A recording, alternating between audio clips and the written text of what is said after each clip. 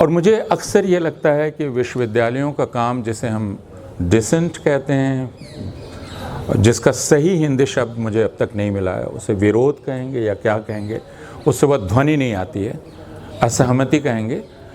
विश्वविद्यालयों का असल काम है चीज़ों को ध्यान से देखना, सिखाना और उसके प्रति सावधानी बरतना और उसे इज्जत देना। मुझे कुछ साल पहले का शांति निकेतन का एक वाक़या याद आता है। प्रोफेसर अमर्त्य सेन हर साल शांति निकेतन जाते हैं, आपको मालूम है, वहाँ उनका घर है। हालांकि कुछ दिन पहले आपको ये भी पता है कि विश्व भारती उनको उनके घर से निकालने की जुगत कर रही थी और मुकदमा किया। यह हिंदुस्तान में ही हो सकता है कि एक नोबेल पुरस्कार विजेता अर्थशास्त्री को एक विश्वविद्यालय इज्जत के साथ बुलाए, उसकी जगह वो उस पर मुकदमा कर दे कि वो क्यों हमारे परिसर में रह रहे हैं। ये सिर्फ भारत में हो सकता है, आज के भारत में मैं कह रहा हूँ, पिछले 12 साल में जो भारत बना है। लेकिन मैं वो बात नहीं कहना चाह रहा हूँ। प्रोफेसर अमर्त्य सेन ने एक संस्था स्थापित की है जिसका नाम है प्रतीचि ट्रस्ट। और प्रतीचि ट्रस्ट प्राथमिक विद्यालय के शिक्षकों के साथ काम करता है, प्राइमरी स्कूल, एलिमेंट्री स्कूल के शिक्षकों के साथ। और प्रोफेसर सेन हर साल उनके सम्मेलन में उनसे बात करते हैं। तो उस साल जब मैं वहाँ था और उनको व्याख्यान देना था, और वे अपना व्याख्यान बांग्ला में उन्होंने तैयार किया था, और मेरे एक मित्र हैं कुमार राणा, उन्होंने उनका व्याख्यान लिखा था। और फिर बारिश होने लगी और शुरू होने में देर हुई। जेएनयू में अक्सर देर होती है, लेकिन उस दिन वहाँ देर हुई। तो मैंने कुमार से पूछा कि क्यों देर हुई। तो उसने कहा कि जो लिखा था उस पर बारिश की बूंदें पड़ गईं, तो कुछ अक्षर धूमिल हो गए। और प्रोफेसर सेन ने कहा कि नहीं, इसे फिर से आप लिखिए, तो मैं वो पढ़ूंगा। और ये बात मुझे बहुत मार्के की लगी कि प्रोफेसर सेन दरअसल उसी क्रम को, जो शब्दों का क्रम है, उस क्रम को उसी रूप में जैसे उन्होंने बनाया था रखना चाहते थे। और उसके लिए उन्होंने मेहनत की थी, उन्होंने ध्यान दिया था। और यह दरअसल विश्वविद्यालय का काम है, अवधारणाओं को ध्यान से देखना, उन्हें सख्ती के साथ देखना, उनकी इंटीग्रिटी या उनकी गरिमा को बनाए रखना और उसकी मेहनत करना। ये वो सिखाती हैं, यानी किसी भी चीज़ को सतही ढंग से नहीं देखना, काम चलाओ ढंग से नहीं देखना। और यह चीज़ एक तरह से जनतंत्र के साथ जाती है और जनतंत्र के खिलाफ भी जाती है, क्योंकि जनतंत्र में प्रायः कोशिश ये की जाती है कि जनता को, जिस बात को प्रोफेसर मुदलियार ने बहुत पहले कहा था कि जनता को जब आप गोलबंद करें तो उन्हें सम्मोहित करके गोलबंद कर लें, तो वो ध्यान न दे पाएँ आप जो कह रहे हैं। और विश्वविद्यालय कहता है जो कहा जा रहा है उस पर ध्यान दो। तो वो जब बहुसंख्यक कहता है तो ध्यान दो, बहुसंख्यक का मतलब क्या। जब वो बहुमत कहता है तो ध्यान दो, बहुमत का मतलब क्या। जिसको डेमोक्रेसी कहते हैं उसमें डेमोस क्या है, जिसको बनाया जा रहा है, वो बहुमत कौन सा बहुमत बनाया जा रहा है। जब कहा जाता है कि नहीं, संसद में या कानून जो हमने पारित किया वो बहुमत से पारित है, तो विश्वविद्यालय में राजनीति विज्ञान के कक्षा में यह बतलाया जा सकता है कि दरअसल वह बहुमत एक बहुसंख्यकवादी बहुमत है, एक मेजॉरिटेरियन मेजॉरिटी है, और वो एंटी डेमोक्रेटिक है या जनतंत्र विरोधी है। तो इसलिए विश्वविद्यालय एक रुकावट बनता है जब आप, वो कहता है कि आप ध्यान से देखें, क्योंकि उसमें मेहनत करनी पड़ती है और काम चलाऊ तरीके से सोचने में मेहनत बहुत कम करनी पड़ती है। तो यह जनतांत्रिक व्यवहार जो बाहर दिखलाई पड़ता है उसमें, और जो जनतंत्र हम बनाना चाहते हैं, दोनों में एक विरोध दिखलाई पड़ता है। और विश्वविद्यालय वहाँ एक विरोध की भूमिका निभाता है, क्योंकि वो प्रायः आपको यह कहता है नहीं, आप काम चलाऊ तरीके से नहीं सोचेंगे, आपको दृढ़ता से सोचना पड़ेगा। और इस वजह से विश्वविद्यालय की भूमिका जनतंत्र में बहुत महत्वपूर्ण हो जाती है। मुझे प्रोफेसर मुदलियार का की बात याद आती है जो 1948-49 में उन्होंने कही थी, जब भारत का पहला माध्यमिक शिक्षा संबंधी दस्तावेज तैयार हो रहा था। प्रोफेसर मुदलियार ने कहा कि भाषा की शिक्षा बहुत ही महत्वपूर्ण है जनतंत्र के लिए, क्योंकि जनतंत्र में हमेशा इस बात का खतरा रहता है कि एक लफ्फ़ाज आएगा, उन्होंने यही शब्द कहा है, एक डेमागोग आएगा जो आपको सम्मोहित कर लेगा और अपनी तरफ ले जाएगा। जबकि विश्वविद्यालय का काम भाषा की शिक्षा देना है, वो चाहे आप पॉलिटिकल साइंस पढ़ा रहे हों या सोशियोलॉजी पढ़ा रहे हों या कुछ भी, वो प्राथमिक तौर पर भाषा की शिक्षा देना है ताकि आप फ़र्क कर सकें क्या भूसा है और क्या दाना है इन दोनों में, और आप दाने को चुन सकें, क्योंकि लफ़ाजी का ख़तरा जनतंत्र में सबसे ज़्यादा है। ये 1948-49 में प्रोफेसर मुदलियार कह रहे थे और यही उन्होंने कहा कि यह काम शिक्षा संस्थाओं का है, स्कूल का भी यही काम है, विश्वविद्यालय का भी यही काम है। और इस वजह से कई बार ऐसा लगता है कि जो जनतांत्रिक तरीके से चुनकर आते हैं उनमें एक लापरवाही विश्वविद्यालयों के प्रति देखी जाती है। अभी हाल में जब बिहार के चुनाव नतीजे आए तो बहुत लोगों ने हैरानी जाहिर की कि बिहार के चुनाव नतीजे ऐसे क्यों हैं, और मैंने उनसे कहा कि बिहार के चुनाव नतीजे ऐसे हैं, इनमें बहुत आश्चर्य करने की बात नहीं है, क्योंकि अगर आप पिछले 3 वर्षों से बिहार के विश्वविद्यालयों की हालत देखें, उनकी गिरावट और बिहार में जनतंत्र की गिरावट, तो दोनों लगभग समानांतर हैं कि बिहार में विश्वविद्यालय पूरी तरह ध्वस्त हो गए हैं, तो फिर वहाँ जनतंत्र को बचा रहना असंभव है, क्योंकि जिस तरह एक जहाज को एक लंगर चाहिए उस तरह जनतंत्र को भी एक लंगर चाहिए, और वो विश्वविद्यालय होता है जहाँ आप सोचने विचारने की ताकत विकसित करते हैं। तो बिहार में लोगों ने कहा कि गोलबंदी की इकाई दरअसल पहचान है और वह पहचान जाति की है, लेकिन जैसा प्रोफेसर बोरा कह रहे थे कि आप जब विश्वविद्यालय में आते हैं तो आप ये जानते हैं कि आप अलग अलग तरह की पहचानें बना सकते हैं।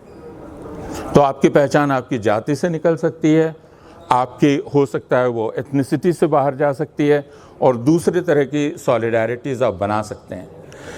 यह संभावना जनतंत्र को आसान तरीके से चलाने वाले समाप्त करना भी चाह सकते हैं, क्योंकि उनको एक आसान तरीका मिलता है मोबिलाइज करने का लोगों को, और विश्वविद्यालय उस तरीके को चुनौती दे सकता है। और इस वजह से भी विश्वविद्यालय को लेकर एक लापरवाही नज़र आती है। मुझसे मेरे कई मित्रों ने पूछा कि ऐसा क्यों हुआ कि बिहार में, और ये बात मैं आज से 40 साल पहले के कर रहा हूँ, जब सामाजिक न्याय का आंदोलन शुरू हुआ और सामाजिक न्याय आंदोलन से उभरे हुए नेता बिहार में राजनीतिक प्रक्रिया के जरिए सत्ता में आ गए, और वही वक्त था जब उन समुदायों के पहली पीढ़ी के लोग विश्वविद्यालयों में भी जा रहे थे। तो फिर ऐसा क्यों हुआ कि उन लोगों ने विश्वविद्यालयों पर ध्यान नहीं दिया, उनके प्रति लापरवाही बरती? इसका पूरा उत्तर मेरे पास नहीं है कि ऐसा क्यों हुआ उत्तर प्रदेश में भी, बिहार में भी और दूसरी जगह, कि जो सामाजिक न्याय की राजनीति से उभरे हुए नेता थे और सरकारें थीं, उन्होंने उन विश्वविद्यालयों पर बिल्कुल ही ध्यान नहीं दिया जहां उन्हीं समुदायों के लोग पहली बार प्रवेश कर रहे थे, और उनको ढह जाने दिया। ऐसा क्यों किया? तो क्या यह उन समुदायों के प्रति सहानुभूति थी या उनके साथ असंवेदनशीलता थी? यह एक प्रश्न है जो हम सब लोगों को करना चाहिए। यह एक व्यापक बात है, और इस तरह अगर आप देखेंगे तो वो चाहे बिहार हो, मैं भारत की बात कर रहा हूँ, या उत्तर प्रदेश हो, या मध्य प्रदेश हो, या राजस्थान हो, या हिमाचल प्रदेश हो, जिन्हें आप हिंदी भाषी इलाके कहते हैं, उन हिंदी भाषी इलाकों में प्रायः विश्वविद्यालयों की स्थिति यही है। इसलिए जब हम अकादमिक आज़ादी जैसे किसी शब्द का इस्तेमाल करते हैं जवाहरलाल नेहरू विश्वविद्यालय में या दिल्ली विश्वविद्यालय के लोग, तो ये समझा नहीं जाता है, क्योंकि बिहार, उत्तर प्रदेश, राजस्थान, मध्य प्रदेश यहाँ के अध्यापकों को कभी इसका मौका नहीं मिला कि वे अपना पाठ्यक्रम बनाएं, कि वे अपनी पाठ्यचर्या बनाएं। वे सिर्फ एक तरह के डाकिये हैं जिनको जो दिया जाता है उसको पढ़ाना है, और उनको पढ़ाने का माध्यम भी उनके पास दिया हुआ है, यानी कुछ किताबें हैं जो उनको पढ़ानी है। तो एक ज़बरदस्त असमानता पहले से भारतवर्ष में मौजूद थी ज्ञान की, जो राज्य के विश्वविद्यालयों में और तथाकथित केंद्रीय विश्वविद्यालयों के बीच में थी, और उसका खमियाजा अब हम भुगतते हुए दिखलाई पड़ रहे हैं। जब हम बात करते हैं अकादमिक आज़ादी की, और वो भारत में कोई समझ नहीं पाता है कि यह है क्या, क्योंकि मैंने कभी उसका इस्तेमाल नहीं किया, मैं उसको नहीं जानता हूँ, न छात्र न अध्यापक, कोई नहीं जानता है। यह एक ऐसी बात है जिस पर हम लोगों ने विचार नहीं किया है, क्योंकि अकादमिक आज़ादी भारत के किसी भी शिक्षा के दस्तावेज में मौजूद नहीं है, उसको कोई कानूनी दर्जा प्राप्त नहीं है, बल्कि उसे किसी तरह का नीतिगत दर्जा भी प्राप्त नहीं है। जो एक शब्द आपको मिलता है वो स्वायत्तता का है, जो सांस्थानिक स्वायत्तता का है। लेकिन सांस्थानिक स्वायत्तता या इंस्टीट्यूशनल ऑटोनॉमी और एकेडमिक फ्रीडम के बीच का रिश्ता क्या है, इस पर हम लोगों ने बहुत गंभीरता से विचार नहीं किया है। उसका परिणाम हम आज देख रहे हैं, लेकिन वह सिर्फ उसका परिणाम नहीं है। उसका एक कारण यह है कि अब भारतवर्ष में संघीय स्तर पर, जिसे आप यूनियन गवर्नमेंट कहते हैं, और बहुत सारे राज्य के राज्यों में अब एक ऐसी सरकार है जिसे आप विचारधारात्मक सरकार कह सकते हैं। और जहाँ भी विचारधारात्मक सरकारें होंगी, वे विश्वविद्यालयों को एक तरह के रंग में रंगने की कोशिश करेंगी ना। यह बात आप स्टालिन के सोवियत यूनियन में देख सकते थे, यह बात आप अयतुल्ला ख़ुमैनी के ईरान में देख सकते थे, यह बात आप सांस्कृतिक क्रांति वाले चीन में देख सकते थे, या यह बात आप अब भारतवर्ष में देख सकते हैं, जिसमें एक ही विचार है। उस विचार में दीक्षित करना ही विश्वविद्यालय का काम हो गया है। भारत में उस विचार को राष्ट्रवाद कहा जाता है, और यह कहा जाता है कि सारी विश्वविद्यालय शिक्षा का उद्देश्य राष्ट्रवाद को प्रश्रय देना है। तो अगर राष्ट्रवाद को प्रश्रय देना है, तो जवाहरलाल नेहरू विश्वविद्यालय में ऑस्ट्रेलिया के किसी छात्र को क्यों पढ़ना चाहिए, या अफ्रीका के किसी छात्र को क्यों पढ़ना चाहिए, या किसी और देश के किसी छात्र को क्यों पढ़ना चाहिए। अमेरिका में इसको लेकर अभी बहस चल रही है। तो अमेरिका के राष्ट्रपति ने एक समय कहा कि बाहर के लोगों की हम लोगों को ज़रूरत नहीं है, क्योंकि अमेरिका में अमेरिकी विश्वविद्यालयों को अमेरिकी मूल्य सबसे पहले पढ़ाने चाहिए। लेकिन अभी कुछ हफ्ते पहले ट्रंप को ये मालूम पड़ा कि यह आर्थिक रूप से नुकसानदेह हो रहा है, तो उन्होंने अपने बयान को बदल लिया, और उन्होंने कहा कि नहीं, बाहर के छात्रों का आना ज़रूरी है। पहले वो कह रहे थे, अगर आपने 2 महीने 3 महीने के पहले के वक्तव्य को पढ़ा होगा, तो उन्होंने कहा बाहर के लोगों को रोकना ज़रूरी है और अमेरिकी मूल्य पढ़ाना ज़रूरी है। और ये बहुत भारतीय लगा, क्योंकि हम पिछले 12 साल से सुन रहे हैं कि भारत के विश्वविद्यालयों को दरअसल भारतीय मूल्यों को पढ़ाना ज़रूरी है, और अमेरिका के राष्ट्रपति भी ये कह रहे थे। तो मैंने कुछ दिन पहले अमेरिका के अपने एक मित्र से कहा, जो कोलंबिया यूनिवर्सिटी में पढ़ाते हैं, कि मुझे ये देख के बहुत संतोष हुआ कि आप लोग उस रास्ते पर अब चल पड़े हैं जो रास्ता हमने बनाया है। तो उन्होंने कहा, मुझे इस बात का डर है कि हम कहीं आपसे आगे ना निकल जाएं उस रास्ते पर। तो और मुझे बताया गया कि कोलंबिया विश्वविद्यालय में दरअसल कक्षा के भीतर सीसीटीवी कैमरे लगा दिए गए हैं, ताकि शिक्षक जब फ़िलिस्तीन शब्द का उच्चारण करें, या उनके डेस्क पर अगर जो नोट्स हैं उनमें फ़िलिस्तीन शब्द दिखलाई पड़े, तो फिर उनके साथ मुनासिब कार्रवाई की जा सके। मुझे एक दूसरे शिक्षक ने बतलाया न्यूयॉर्क यूनिवर्सिटी के, कि हम फ़िलिस्तीन शब्द का उच्चारण नहीं कर सकते, क्योंकि फ़िलिस्तीन शब्द का उच्चारण करते ही हमारी नौकरी जाने का ख़तरा है। तो अमेरिका, जिसको कहा जाता था कि वो आज़ाद ख़याली का एक मरकज़ है, एक जगह है जहाँ आज़ाद ख़याली मिल सकती है, वहाँ अब अमेरिकी मूल्य सबसे महत्वपूर्ण हो गए, और हम भारत में उसे भारतीय मूल्य के रूप में देखते हैं। इसलिए भारत के सारे विश्वविद्यालय अब जितने सेमिनार कर रहे हैं, वो भारतीय ज्ञान परंपरा पर कर रहे हैं, है ना। और भारतीय ज्ञान जब भी आता है तो उसके साथ जो शब्द आता है वह है परंपरा, है ना। जैसे अभी जो लोग हैं जो कर रहे हैं, वो चाहे प्रोफेसर हसन हो या ये हो, ये भारतीय नहीं है। जो कुछ भी अभी कर रहे हैं वो हो चुका है, वो एक स्थिर चीज़ है जिसको आपको हासिल करना है, लेना है। और मैं अक्सर अपने छात्रों को कहता हूँ कि इसका मतलब ये है कि हम सब का काम अब सिर्फ कीर्तन करना है। तो हम सब एक कीर्तन मंडली में बदल जाएंगे और एक कीर्तन है जो हमें दिया गया है, जो करना है, उसी को ज्ञान कहा जाएगा। तो ये कुछ चीज़ें हैं जिन पर हमें ध्यान देना चाहिए कि क्यों। आज सुबह मैं सूर्यकांत त्रिपाठी निराला को पढ़ रहा था, और निराला जो आज़ादी के पहले के लेखक हैं, और उन्होंने एक बात लिखी जो मुझे आज के संदर्भ में बहुत प्रासंगिक लगी। उन्होंने लिखा कि दरअसल हमारे दिमाग को पिलपिला किया जा रहा है। जवाहरलाल नेहरू ये कहते थे कि सॉफ्ट हेडेड, उनका कहना था कि कम्युनलिज्म की दिक्कत यह है कि वो लोगों को सॉफ्ट हेडेड बना देता है, नैरो माइंडेड और सॉफ्ट हेडेड। तो अगर, और तीसरी चीज़ जो होती है वो है कि आपके दिमाग में घपला पैदा हो जाता है। और मैं सिर्फ एक किस्सा सुनाकर अपनी बात ख़त्म करता हूँ। अभी एक हफ़्ता पहले मैं दिल्ली से कुछ दूर एक प्रतिष्ठित स्कूल में था जहाँ साहित्य और इतिहास के रिश्तों पर बात हो रही थी। और बात करते करते मैंने ये पूछा कि आप में से कितने लोग ये मानते हैं कि राम एक ऐतिहासिक चरित्र हैं।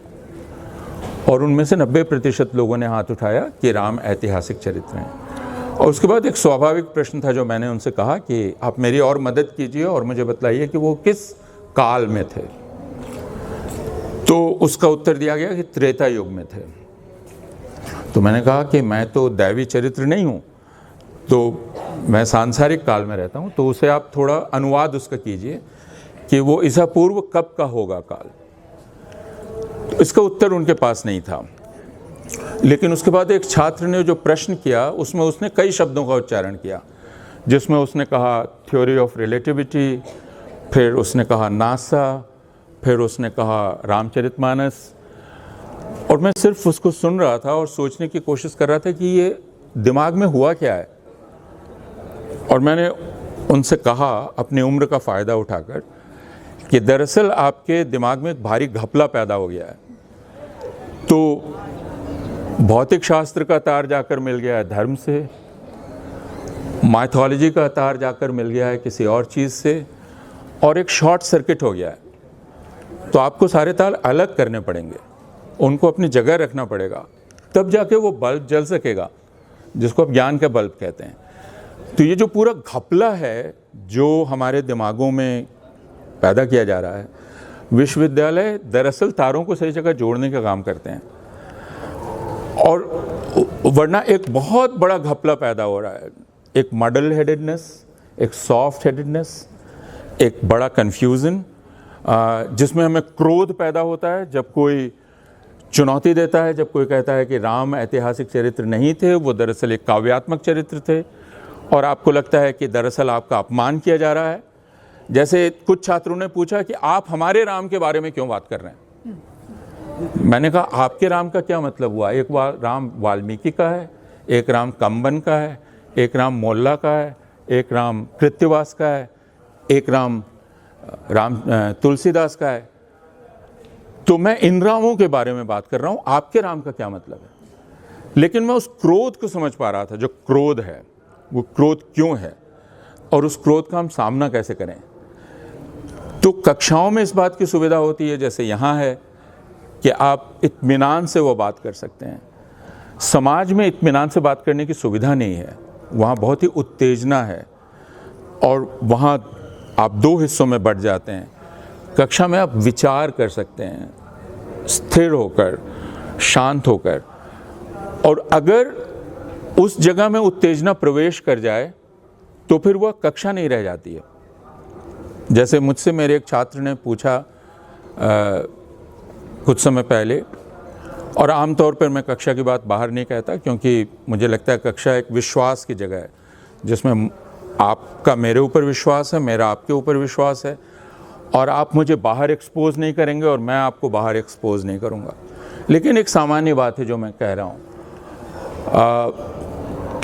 उन्होंने कोई बात कही जो कुछ तथ्यों से संबंधित थी, ऐतिहासिक सूचनाओं से, और मैंने उनसे कहा कि आपने ये सूचनाएं कहाँ से प्राप्त की, तो मैं आपकी बात मान लूँगा। तो कुछ देर बाद उन्होंने खड़े होकर कहा कि कुछ बोलने के लिए क्या कुछ जानना ज़रूरी होता है? और ये बहुत मौलिक प्रश्न था और मैं एक क्षण के लिए ठिठक गया, क्योंकि बोलने का अधिकार तो हर किसी के पास है। आप उससे ये कैसे कह सकते हैं कि आप बोल नहीं सकते क्योंकि आप जानते नहीं हैं? फिर यह अभिव्यक्ति की स्वतंत्रता का हनन है। हम कुछ भी बोल सकते हैं, और इसलिए अभिव्यक्ति की स्वतंत्रता और अकादमिक स्वतंत्रता में एक फ़र्क है, क्योंकि हम में से तीनों कुछ भी नहीं बोल सकते। हम तीनों बंधे हुए हैं अपनी अपनी जो डिसिप्लिन है या अनुशासन है उसके अनुशासन से, उसकी जो मांग है उस मांग से बंधे हुए हैं। वह जो जिम्मेदारी हम पर आयत करती है उस जिम्मेदारी से बंधे हुए हैं, और उसके चलते हम हर चीज़ नहीं बोल सकते हैं। वह जो जिम्मेदारी आयत करती है वो बोलना हमारा फ़र्ज़ है, और वो इसलिए कि जो इस पूरे कारोबार में शामिल हो रहे हैं उनके लिए वो जानना ज़रूरी है। तो ये मेरी मर्ज़ी नहीं है, इनकी मर्ज़ी नहीं है, इनकी मर्ज़ी नहीं है, मैं ये बोलना चाहता हूँ इसलिए मैं बोल रहा हूँ, नहीं। तो मैंने उनको कहा कि हाँ, कुछ बोलने के लिए कुछ जानना ज़रूरी नहीं है। दिक्कत यह है कि आप एक क्लासरूम में बैठे हैं, आप चुनावी सभा में बोल नहीं रहे हैं। चुनावी सभा में अगर वह बोल रहे हो तो आप कह सकते हैं कि सिकंदर को गंगा के किनारे हराया जा सकता था, है ना? हराया गया, है ना? इतिहासकार आपका मुंह देखते रह जाएंगे कि सिकंदर को गंगा के किनारे कब हराया गया, लेकिन उससे आपको तालियां मिल सकती हैं और वोट मिल सकते हैं, क्योंकि आप गंगा के किनारे के एक शहर में बोल रहे हैं और उनको लग सकता है कि ये तो हमारी बहादुरी के बारे में कहा जा रहा है। इतिहास की कक्षा में नहीं चलेगा। तो मैंने उनसे कहा कि ज़रूर अगर आपका ज्ञान उस प्रकार का होता बोलना, या अगर आपका बोलना मोहम्मद साहब की तरह का होता या गौतम बुद्ध की तरह का होता या ईसा मसीह की तरह होता, तो मैं एक क्षुद्र प्राणी आपसे प्रश्न नहीं करता कि आपके स्रोत क्या हैं। लेकिन आप जिस जगह पे बैठे हुए हैं वो कुछ अनुशासनों से बंधी हुई जगह है, तो वहाँ आपको बताना ही पड़ेगा कि स्रोत क्या है। और चूंकि यह बार बार विश्वविद्यालय इस बात पर जोर देते हैं, इसलिए उनके प्रति नाराज़गी बहुत बढ़ती है कि वो कुछ भी नहीं बोलने दे रहे हैं। सिकंदर गंगा के किनारे युद्ध जीत गया था, इतिहासकार कहता है नहीं, तो राजनेता उस पर नाराज़ होता है, वो उसको चुनौती दे रहा है ना? वो कहता है भारत दरअसल एक समय सोने की चिड़िया था, और एक इतिहासकार कहता है नहीं, वो उस पर नाराज़ होता है। वो कहता है भारत जनतंत्र की माता था, और एक राजनीति विज्ञानी खड़ा होता है और कहता है गलत, आप जो जनतंत्र बोल रहे हैं ये वो जनतंत्र नहीं है, तो वो उस पर नाराज़ होता है। तो विश्वविद्यालयों से विचारधारात्मक सरकारों की नाराज़गी बहुत स्वाभाविक है, और इसीलिए हम सब लोगों को इन कक्षाओं को जीवित रखना भी बहुत आवश्यक है, ताकि कम से कम वह ताकत बची रहे समाज में जिसमें आगे चलकर हम शायद कभी, सारी परिस्थितियां हमारे हाथ में नहीं हैं, चुनाव की सभाएं करना और उसका गणित बैठाना हमारे काम में नहीं है, लेकिन अगर समाज में इस दृढ़ता से सोचने की आदत भी समाप्त हो गई, जैसा बिहार के बारे में लोग कहते हैं कि वह लगभग ख़त्म हो चुकी है, तो फिर समाज अपने आप को कभी वापस हासिल नहीं कर पाएगा। तो मुझे अक्सर तसल्ली इस बात से होती है कि 12 साल के इस कठोर विचारधारात्मक शासन के बावजूद हमारी कक्षाओं में जान बाकी है। कक्षाओं में हम अभी भी बहस कर सकते हैं, और वैचारिक रक्तपात स्वीकार्य है, शारीरिक रक्तपात स्वीकार्य नहीं है। तो विश्वविद्यालय कहते हैं आइए विचारों की टकराहट करें, उसमें से चिंगारी निकले, गर्मी पैदा हो, लेकिन वो आग नहीं लगाए, है ना, वो रोशनी दे। यह काम विश्वविद्यालयों का है, यह काम जवाहरलाल नेहरू विश्वविद्यालय कर रहा है। यहाँ आप जो बैठे हैं वो अकादमिक काम है या एक्टिविज़म का काम है, इन दोनों में फ़र्क करना बहुत ही मुश्किल है। एक समय होता है कि ईमानदारी से एकेडमिक काम करना ही एक्टिविज़म होता है, जब आप अपनी कक्षाओं को उतनी ही दृढ़ता से चला पाएँ और काम चलाऊपन से लोगों को रोक पाएँ। आप कह पाएँ कि जो तुम सोच रही हो उसको लिखो, एक पूरा वाक्य लिखो जिस वाक्य में संगति हो, कोहेरेंस हो, जिस वाक्य में तर्क हो।